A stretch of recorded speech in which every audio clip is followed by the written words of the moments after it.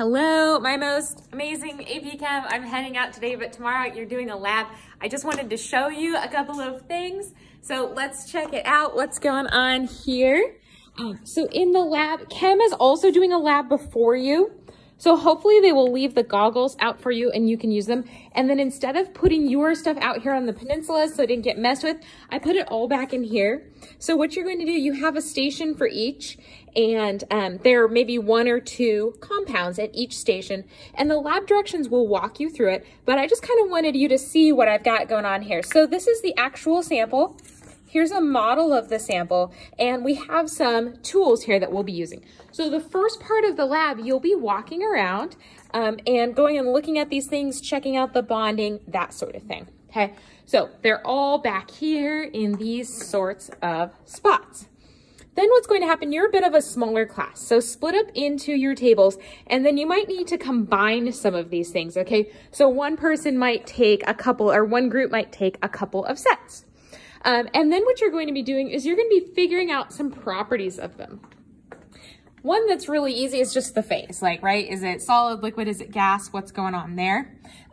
So kind of the steps you'll be doing, you'll do the phase, and then you're going to put a little sample into, with your spatula, just like that, into this right here. So what's great about these little aluminum boats is they conduct heat really well. So you will be putting that on a hot plate. The directions for the temperature and the length of time on the hot plate is on there. Now, this hot plate is messed up, and that's because someone had it too high and put aluminum on it and messed it up. So don't do that. Read the directions, okay? So you're going to be checking to see if it melts in about 5 minutes. If it doesn't melt, you're going to say it has a low or a high relative melting point. If it does melt, it's going to be a low relative melting point. And if it's already liquid, well, that's also a low melting point. Okay, so you'll do that. And then something you're going to check is, does it just conduct electricity? So to do that, I have 3 multimeters over here that you'll be using. You'll power them on. Okay, and then there's this little musical tone right here. So this is what's called a continuity test that it can do. So we have some leads here, and please don't touch the leads together. One of the important things is to make sure that they get cleaned off when you're done. So I'll just show you what it does if you touch them against something really conductive. So like the metal here. It didn't even beep. I thought it was gonna beep. Come on. This one must not be very loud.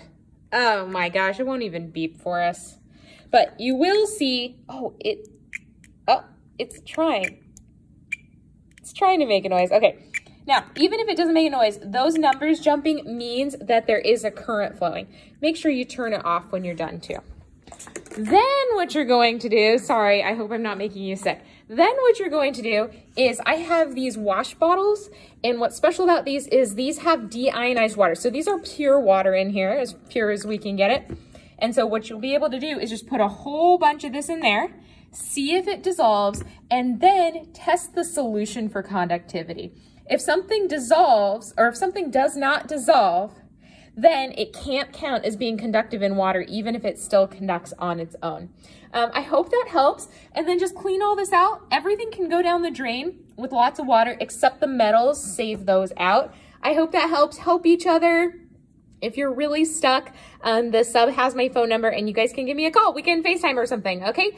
Have a great day, and if you need me, email me. Bye.